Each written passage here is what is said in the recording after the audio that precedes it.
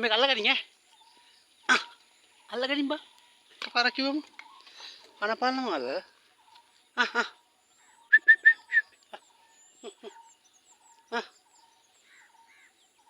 කපන්නේම නෑ. බලාවගේ මොකද තියෙන්නේ කෑම? කෑම තියෙනවා ඉඹින්න දෙයක් නෑ කාපන් ඕක. මම උල්දිග අරගෙන. ඔව් ගස් ලබ්බා. කොහොමද රසයි? ෂෝක් නේ.